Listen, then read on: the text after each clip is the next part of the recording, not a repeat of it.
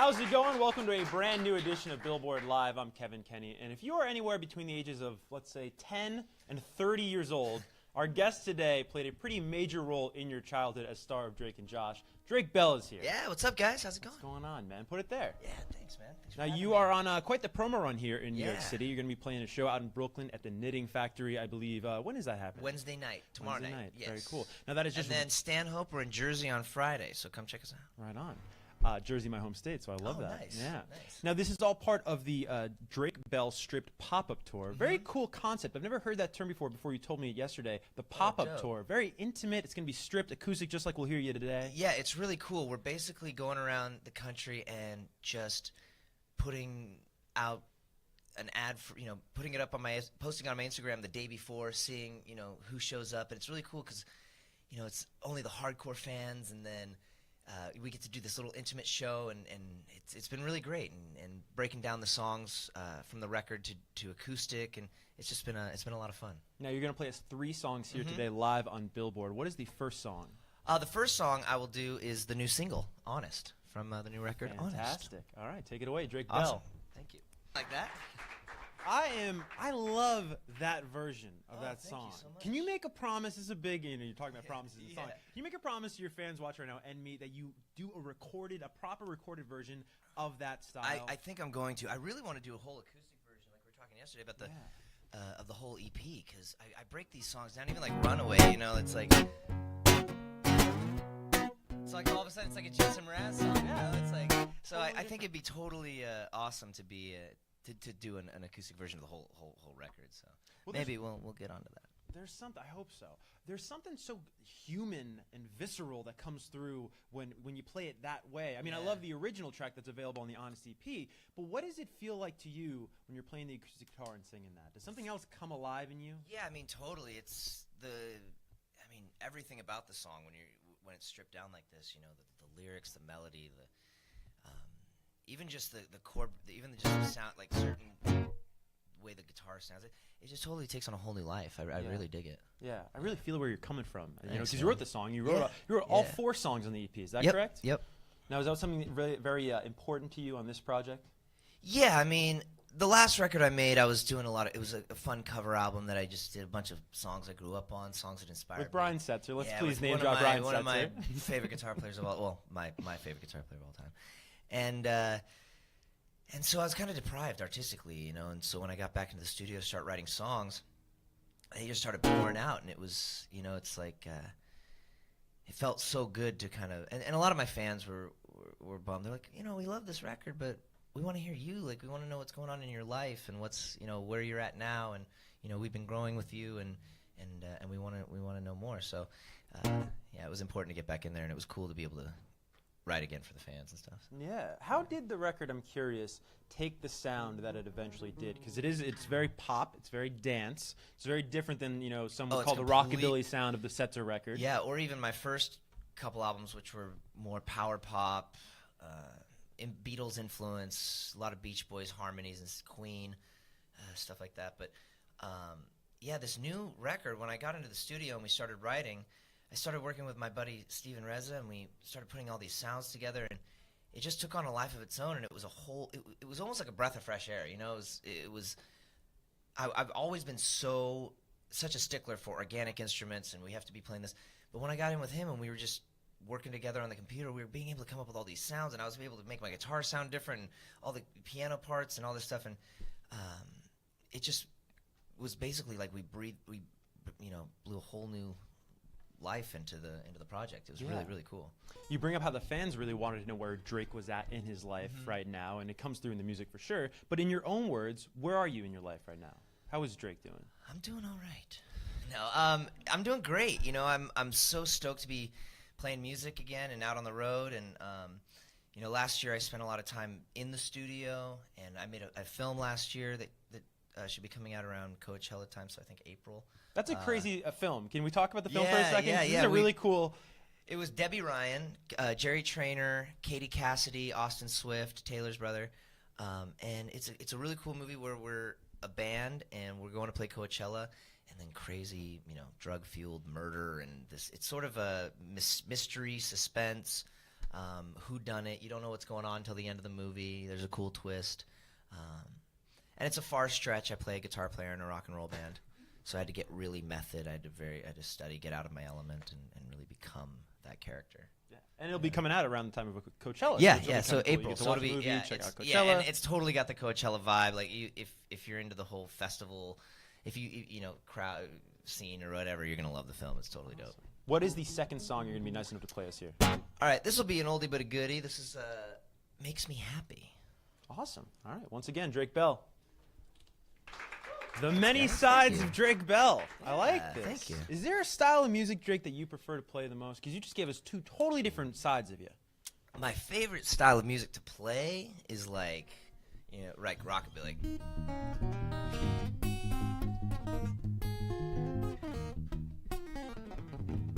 Not too shabby. Very nice. Now, that comes from what you were listening to as a kid, I understand. Oh, totally. Like Elvis, Jerry Lee Lewis, Stray Cats, all that old rockabilly stuff, hillbilly stuff.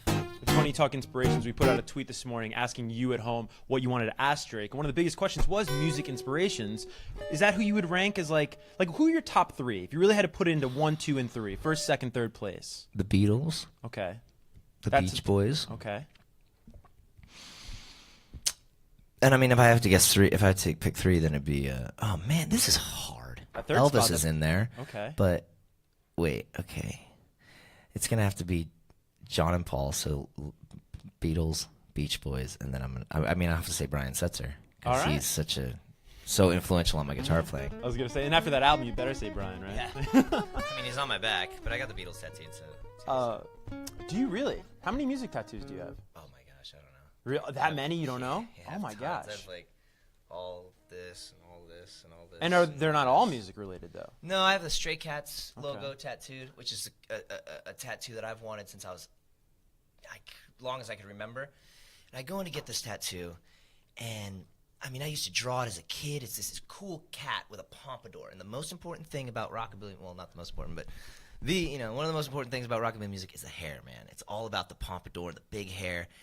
And I go to get this tattoo, and the guy made the hair and this cat. It was so bad, and I'd been wanting it for so long. And I get up and I look in the mirror, and I almost start crying. That's dude. gotta be the worst feeling. I was literally like, oh wow, that's on my body forever. And I was gonna open for Brian the next week, and I was so excited to show him the tattoo because he has the same one. And I was gonna be like, look, man. And I showed him, and honestly, this is what he said. He goes, whoa, you did that. What? Oh, cool. He was so bad he couldn't even give a fake response. Yeah. He was like, "Oh, you did that." I was like, "Yeah, oh man." So then, when I was I was playing a show, and at a meet and greet, a girl came up. She had really beautiful tattoos, and I was like, "Oh, who did your tattoos?" She goes, "Oh, this guy right down the street." And I was like, "Oh, that's so cool." But she goes, "Well, what are you doing after? You want to go get tattooed?" And I'm like, "Actually, yeah, sure. I like your tattoos look great. I'd love to meet that guy." And so I went to the tattoo shop, showed him my tattoo. I said, "Is there any way you could fix this?" The guy, maybe we can schedule something in the future. I can come back. We can figure something out. And he looks at my arm and he goes, come here, sit down. Literally started cleaning up all of his instruments, sat me down right there, and he felt so bad for me that he fixed it on the spot. And now it's now it's exactly how you wanted it's perfect. It's That's exactly amazing. what I wanted, yeah. Is that the only time that's ever happened? Because you do have so many tattoos. Yeah, I mean, there's times where you're kind of like, it didn't come, but then they just become a part of you, and it's like, but I don't have too many tattoos that I don't think I have any tattoos I regret. Never got like a girl's name on No, it? I mean, I had no. That's only the no-no. Only girl's name is your mom's name. You can't get, that's the only one that won't go anywhere. But no, I had John Lennon's glasses on my back. They were my first tattoo, and the little circle glasses, and I thought it was so cool. I got John Lennon's glasses on my back. Well, that was when I was about 16, 17. There's no Harry Potter. There's no, Well, now I'm walking around. I got John Lennon's glasses on my back. Everyone's like, "Why do you have Harry Potter's glasses on your back? Why did you get? Are you? Oh, Harry Potter fan, huh?" I'm like, "What are you?" So I got that covered with a big eagle carrying the American flag. Nice. I was like, "All right, no more Harry Potter glasses." Take the patriotic route. Yeah, exactly. Another huge question on social media this morning is, of course, with your past on Nickelodeon on that hit show. a Drake and Josh reboot? I know it's something that you're totally open for. You've done sort of if you will, incarnations of it with the Where's Walter on your YouTube. If you go on YouTube, check out Where's Walter. If you're Drake and Josh fans, you will totally dig that. We kind of go a bit meta and go out. We kind of go out there, so it's a lot of fun. But how do you feel about a reboot? Where does the reboot stand for the fans at home? I mean, look, I've always said when the Beatles wanted to get back together, John was always like, "Hey, let me know when the rehearsal is," and Paul was always like, "No, we can't do that." So I've always said I'm the John Lennon of the Drake and Josh reunion. So if you tell JP, let's do it. Now, you and JP, you and Josh Peck, are still really good friends to this day. A question that I didn't get to ask you yesterday, but I do want to ask you now because I think it is so relatable, and I think it's such great advice for anyone in a friendship or a relationship of any kind, is that there was a big to-do on social media last year where Josh got married, of course. You were not at the service. You were not at the ceremony, I should say. Nope. But you guys are on good terms now, so how did you guys get past that? Do you have any advice? Dude, like, we're when brothers, man. In real life, like, honestly, we've known each other for 20 years. I've got to be about 19, 20 years. And, we've had our ups and downs. It's like same with my own brothers. I mean, we've had, like, times where I want to throw my brother through the wall and other times where I want to grab him and be like, dude, you're the best friend. You're my best friend, and I love you to death. And I think for Josh, Josh was an only child, so I think